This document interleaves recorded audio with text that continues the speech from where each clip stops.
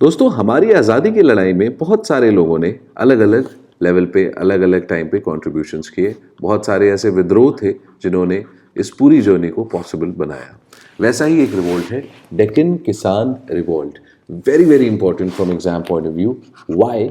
क्योंकि एक pageant lead movement है, यानी कि हमारे देश के किसानों ने इस विद्रोह का, इस आंदोलन की शुरुआत की थी।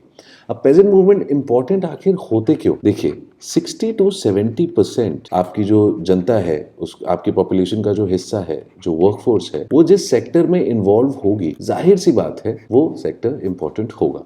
2019 को भी हम अगर कंसिडर करें तो 60 to 70% of our population is employed directly और indirectly in this sector which is called agriculture. ना कि सिर्फ ये, 16% of our GDP is contributed by this sector alone. So this sector clearly is very very important. An exam perspective से हमारी history में इस sector से जो भी लोग जुड़े थे, who were primarily farmers, उनकी क्या लाइफ थी, kind of lifestyle they were leading, क्या प्रॉब्लम्स फेस कर रहे थे, किस तरह के चैलेंजेस थे उनकी लाइफ में, all these things become very very important इतिहास के पॉइंट ऑफ व्यू से। क्लियर है? तो इस वीडियो में हम ऐसा ही एक रिवोल्ट कवर करने जा रहे हैं, डेक्कन किसान रिवोल्ट। बहुत इंपॉर्टेंट है, सारी चीज़ें, फैक्ट्स, रीजंस, लीडर्स इस वीडियो में हम डिटेल में डिस्कस करें। तो सबसे पहले स्टार्ट करते हैं कुछ बेसिक फैक्ट से जिनके ऊपर डायरेक्ट क्वेश्चन आता है। ये रिवोल्ट हुआ कब था? तो ये रिवोल्ट हुआ था इन द ईयर 1874-75। करीब 2 महीने के लिए ये रिवोल्ट काफ़ी ज़्यादा एक्टिव फेज में चला और 30 गांव तक, 30 विलेजेस तक डेक्कन रीजन में ये रिवोल्ट फैला। It is a huge number, क्योंकि उस टाइम पे हमारे कम्युनिकेशन मैकेनिज्म्स आज की तरह एडवांस नहीं है। ठीक है, अब इस रिवोल्ट का एपी सेंटर कहाँ था, शुरुआत कहाँ से हुई? तो सुपा नाम का एक गांव था पुणे के अंदर, महाराष्ट्र में, जहाँ से इस रिवोल्ट की शुरुआत हुई। और भी जो एक इम्पॉर्टेंट रीजन जहाँ पे रिवोल्ट ने लोगों को इन्वॉल्व किया था, इट वॉज कॉल्ड अहमदनगर इन महाराष्ट्र। अब देखो, जैसे नाम से हमें पता चल रहा है डेक्कन रीजन, तो डेक्कन रीजन में रिवोल्ट काफ़ी एक्टिव था। इसका मतलब कौन कौन से रीजन्स इन्वॉल्व होंगे इसमें, सेंट्रल और साउदर्न इंडिया के? सबसे पहले तो महाराष्ट्र, उसके बाद कुछ रीजन्स आंध्र प्रदेश के और कुछ कर्नाटक के। इन सारे रीजन्स को मिला के बनता है आपका डेक्कन प्लेटू। तो सेंट्रल इंडिया और सदर्न इंडिया को मिला के ये रीजन जो है कंप्राइज होता है and it is called the Deccan region. तो कहाँ हुआ था रिवोल्ट, कहाँ से स्टार्ट हुआ था, किस साल के अंदर में हुआ था, एपी सेंटर कहाँ था, ये सारी चीज़ें हमने यहाँ पे कवर कर ली है। अब जो मेन स्टोरी है, क्या कहानी चल रही थी, ऐसा क्या हो रहा था किसानों के साथ कि उनको लगा कि विद्रोह करने के अलावा उनके पास और कोई चारा नहीं है, इस चीज़ को हम समझते हैं। तो देखो, किसान की जो कंडीशंस थी वो बद से बदतर होती चली जा रही थी साल दर साल। सबसे पहला प्रॉब्लम आता था रेंट का। किसानों के पास अपनी ज़मीन होती नहीं थी। दे वर बेसिकली लैंडलेस लेबरर्स। वो लोग, जो ज़मींदार उनको ज़मीन प्रोवाइड करता था, उस पर वो खेती करते थे अगेंस्ट सम रेंट। अब ज़मींदार अपनी मर्जी से रैंडमली इस रेंट को कभी भी कितना भी इंक्रीज कर देता। तो ये एक बहुत बड़ी समस्या थी इनके सामने। इसकी वजह से इनका जो कर्जा था वो बढ़ता रहता था।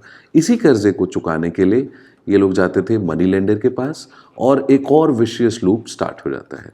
मनी लेंडर्स इनको लोन देते थे, लेकिन लोन ऐसे हाई इंटरेस्ट रेट पे होता था कि वो चुकाने का मतलब ही पैदा नहीं होता। तो इस तरीके से जो किसानों का डेट होता था वो टाइम के साथ बढ़ता चला जाता था and eventually this would result in the eviction. मतलब कि किसानों को अपनी ज़मीन, जिस पे वो सालों से खेती करते जा रहे हैं, वहाँ से रैंडमली निकाल दिया जाता था। बहुत सारे लेजिस्लेशंस भी ये लोग लेके आए। जो मोस्ट इम्पॉर्टेंट है बंगाल टेनेंसी एक्ट 1859, लेकिन उसके बाद भी ज़मींदार्स का attitude towards pageants, towards farmers change नहीं हुआ। और दूसरा, जो कि हमें पता ही है, जो ब्रिटिश थी या ईस्ट इंडिया कंपनी उस टाइम पे, जो बाद में क्राउन ने डायरेक्ट रिस्पॉन्सिबिलिटी अज्यूम कर ली थी, either ways they had no concern towards the farmers. तो इंडिया को एक पुलिस स्टेट की तरह चलाया जा रहा था, जहाँ पे जो बॉटम ऑफ द पिरामिड पे फार्मर्स थे, जो एक्चुअली काम कर रहे थे, फैक्टर्स ऑफ प्रोडक्शन के थ्रू कंट्रीब्यूट कर रहे थे इकोनॉमी में, उनको कंप्लीटली इग्नोर कर दिया गया। तो these was the largely the conditions because of which farmers की ये हालत हुई। अब यहाँ पे हमने मेंशन किया है कि एक पुलिस स्टेट की तरह चलाया जा रहा था।